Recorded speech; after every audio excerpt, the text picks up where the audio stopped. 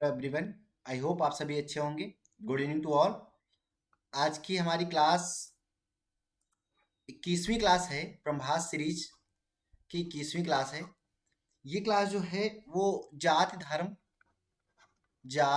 धर्म और लैंगिक मसले लैंगिक मसले से रिलेटेड है। लैंगिक जो मसले हैं उससे रिलेटेड है। इसमें हम आज 24 एमसीक्यूज अपने प्रैक्टिस करेंगे। और अभी तक की अगर हम बात करें तो हमारी हिस्ट्री, ज्योग्राफी, इकोनॉमिक्स और सिविक्स, ठीक है, सभी ऑलमोस्ट सभी कंप्लीट हो चुके हैं। एक बार सभी के 30-30 एमसीक्यूज या 25 इस तरह के हर एक चैप्टर जो कि आने वाले हैं उनके एमसीक्यू प्रैक्टिस हो गए हैं। ठीक है, आप लोग अगर इतना अच्छे से प्रिपेयर कर लेते हैं तो आपके जो 20 एमसीक्यू आएंगे, आई होप आप इसमें बेटर स्कोर कर पाएंगे। ठीक है, तो आज हम अपनी क्लास को शुरू करते हैं। इस क्लास को अपने जितने भी आपके साथी हाई स्कूल में हैं, आप प्लीज़ उनके साथ शेयर कर दीजिएगा ताकि वो यहाँ से प्रैक्टिस कर लें। तो फर्स्ट क्वेश्चन स्क्रीन पर है, पेरियार रामासामी नायकर कौन थे? पेरियार रामासामी नायकर एक वैज्ञानिक थे या शिक्षाविद थे या समाज सुधारक थे या लेखक थे? इसकी अगर हम बात करें करेक्ट की, तो ये एक समाज सुधारक थे। तो दैट्स वाई सी ऑप्शन इसका करेक्ट है। पेरियार रामासामी नायकर एक समाज सुधारक थे। बस इतना आपको याद रखना है। सेकंड जो क्वेश्चन है वो स्क्रीन पर है, लिंगानुपात क्या क्या तात्पर्य है? लिंगानुपात किसे कहते हैं? देश में महिलाओं और पुरुषों का अनुपात, 1000 पुरुषों पर महिलाओं की संख्या, 1000 महिलाओं पर पुरुषों की संख्या, या इनमें से कोई नहीं। 1000 पुरुषों पर महिलाओं की संख्या को लिंगानुपात कहा जाता है कि 1000 पुरुष हैं किसी भी उस जगह पे या किसी भी स्ट्रीट में, वहां पर कितनी महिलाएं हैं उनके पीछे, उसकी संख्या को हम लिंगानुपात कहते हैं। दैट्स वाई इसका बी ऑप्शन इसका करेक्ट है। थर्ड है स्क्रीन पर, मानव अधिकार दिवस कब मनाया जाता है? 10 दिसंबर, 14 नवंबर, 5 सितंबर या 15 अगस्त को? तो मानव अधिकार दिवस 10 दिसंबर को मनाया जाता है। इसका ए ऑप्शन जो है वो करेक्ट है। मानव अधिकार दिवस 10 दिसंबर को मनाया जाता है। चौथा स्क्रीन पर है, धर्मनिरपेक्ष राज्य में, धर्मनिरपेक्ष संविधान में लिखा हुआ है, ठीक है, कि धर्मनिरपेक्ष किसे कहते हैं? धर्म का कोई स्थान नहीं, एक राष्ट्र एक धर्म में विश्वास, केवल बहुसंख्यक वर्ग के धर्म को मान्यता या सभी धर्मों को समान समझना। तो धर्मनिरपेक्ष कोई भी नहीं, सभी धर्मों को समान समझना। दैट्स वाई डी, भारत जो है हमारा धर्मनिरपेक्ष देश है। पांचवा स्क्रीन पर है क्वेश्चन, एक ऐसे समुदाय के लोग जो साधारणतः पहाड़ी और जंगली क्षेत्रों में रहते हैं, पहाड़ी और जंगली क्षेत्रों में, याद रखिएगा, जिनका बाकी समाज से कोई मेल जोल नहीं है, जो आइसोलेटेड होते हैं, एक कोई और किसी भी समाज से वो मिलते जुलते नहीं है। भारतीय समाज के किस वर्ग के लोग हैं? पिछड़ा वर्ग, सामान्य वर्ग, अनुसूचित वर्ग या अनुसूचित जनजाति? तो इस इन टाइप के जो किसी से मिलते नहीं है, पहाड़ी जंगलों में रहते हैं, आइसोलेटेड उसमें हैं, तो उन्हें हम अनुसूचित जनजाति जैसे एसटी कहा जाता है, वो कहते हैं इसमें। दैट्स वाई इसका डी ऑप्शन करेक्ट है। पांचवा स्क्रीन पर है, छठा सॉरी, वे हिंदू जातियां जिन्हें हिंदू सामाजिक व्यवस्था में अछूता माना जाता है तथा भेदभाव और तिरस्कार की दृष्टि से देखा जाता था, ये भारतीय समाज के किस वर्ग के लोग आते हैं? जो हिंदू तो हैं लेकिन तिरस्कार और भेदभाव की अछूता माना जाता था, वो पिछड़ा वर्ग था या अनुसूचित जात थी, अनुसूचित जनजात थी या सामान्य वर्ग? सामान्य वर्ग कुलीन वर्ग में आता है, पिछड़ा वर्ग ओबीसी में आता था, और अनुसूचित जनजात जो है वो पहाड़ों और जंगलों में रहती है। अनुसूचित जाति, दैट्स वाई बी ऑप्शन इसका करेक्ट है, अनुसूचित जाति इसके मानी जाती है। सातवां स्क्रीन पर है, धर्म को राजनीति से कभी भी नहीं अलग नहीं किया जा सकता, ये शब्द किसने कहा था? महात्मा गांधी ने, ज्योतिबा फूले ने, डॉक्टर राजेंद्र प्रसाद ने, पेरियार रामासामी नायर ने। इसे महात्मा गांधी ने कहा था कि धर्म को राजनीति से कभी अलग नहीं किया जा सकता है। ठीक है, ए ऑप्शन इसका करेक्ट है। आठवां है स्क्रीन पर, भारत के राज्यों की विधानसभाओं में महिलाओं का प्रतिनिधित्व कितना है?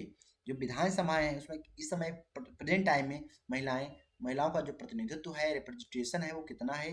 4%, 6%, 9% या 5%?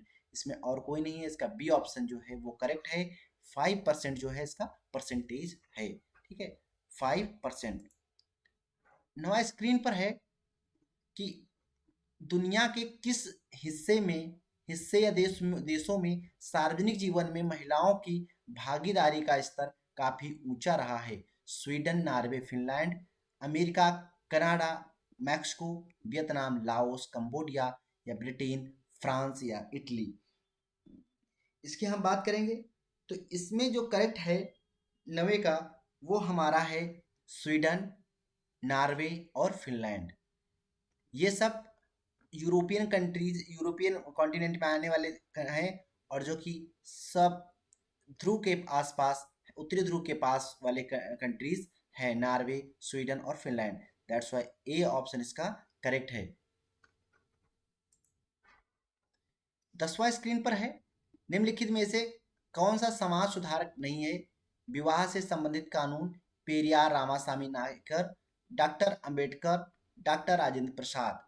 कौन सा इसमें अगर हम बात करें समाज सुधारक नहीं था, समाज सुधारक नहीं था, तो इसमें हम अगर बात करें तो डॉक्टर राजेंद्र प्रसाद जो हैं वो समाज सुधारक श्रेणी में नहीं आते थे। दैट्स व्हाई डी ऑप्शन इसका करेक्ट है।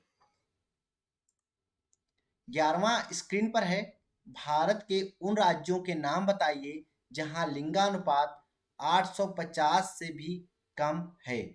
हरियाणा, पंजाब, राजस्थान या ये सभी? 11वें का जो ऑप्शन है वो करेक्ट है कि अगर 850 से कम है, उसमें पंजाब, राजस्थान, हरियाणा ये सभी इसके श्रेणी के अंतर्गत आते हैं। डी ऑप्शन इसका करेक्ट है। 12वां स्क्रीन पर है क्वेश्चन, महिला संगठनों तथा कार्यकर्ताओं के अनुसार लोकसभा तथा राज्य विधानसभाओं में कितनी सीटें महिलाओं के लिए आरक्षित कर देनी चाहिए? 1/3, 1/4, 3/4 या 2/3? कितनी आरक्षित कर देनी चाहिए? 1/3 जो कि पंचायत में आरक्षित हैं, है ना? तो इसका ए ऑप्शन करेक्ट है।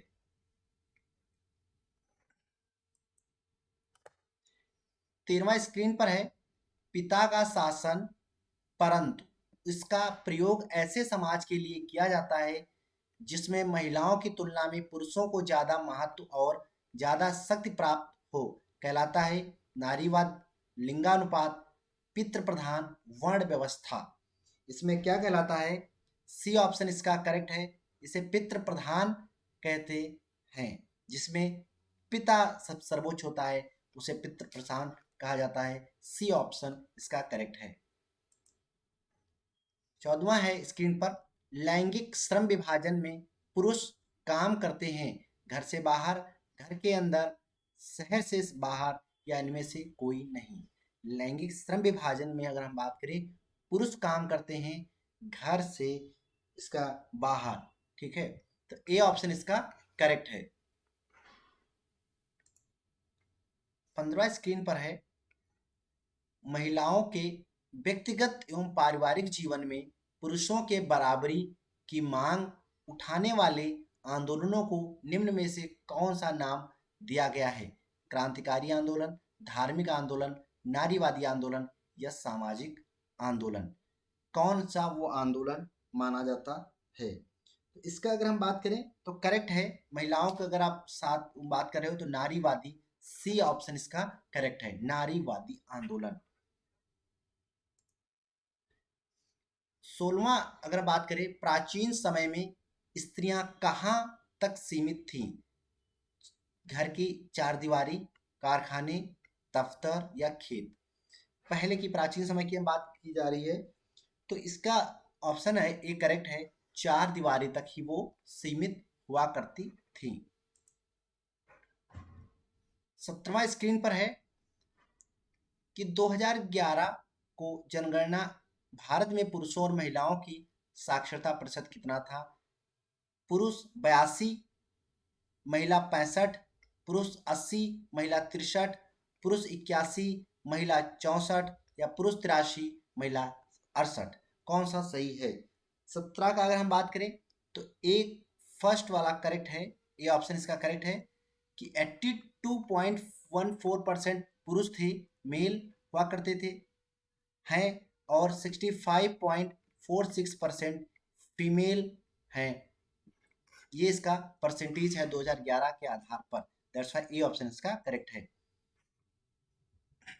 18वां स्क्रीन पर है कि औरतें घर के अंदर का सारा कामकाज करती हैं जबकि पुरुष घर के बाहर का कामकाज करते हैं। इस तरह के कार्य विभाजन को क्या कहा जाता है? निजी कार्य विभाजन, घरेलू कार्य विभाजन, सार्वजनिक कार्य विभाजन या श्रम के लैंगिक विभाजन। इसकी अगर हम बात करें तो इसे कहा जाएगा श्रम के लैंगिक विभाजन, क्योंकि पुरुष बाहर का काम करेंगे, महिलाएं घर के अंदर का। दैट्स व्हाई डी ऑप्शन इसका करेक्ट है, 18वें का डी करेक्ट। 19वां है, निम्नलिखित में से किसमें भारत में महिलाओं के लिए 1/3 सीटें आरक्षित की जाती हैं? विधान परिषद में, पंचायत, विधान राज्यसभा या विधानसभा में? इसका करेक्ट है पंचायत में, इसका बताया था जिसमें आरक्षित हैं। बी ऑप्शन इसका करेक्ट है। 20वां है स्क्रीन पर, 2011 की जनगणना के अनुसार भारत में लिंगानुपात कितना था? लिंगानुपात 1000 पुरुषों पर महिलाओं की संख्या की बात की जाती है, तो इसमें थी 2011 के आधार पे हम अगर बात करेंगे तो 2011 के आधार पे बात करेंगे तो इसमें 914 थी, लिंगानुपात था। ये ऑप्शन इसका करेक्ट है।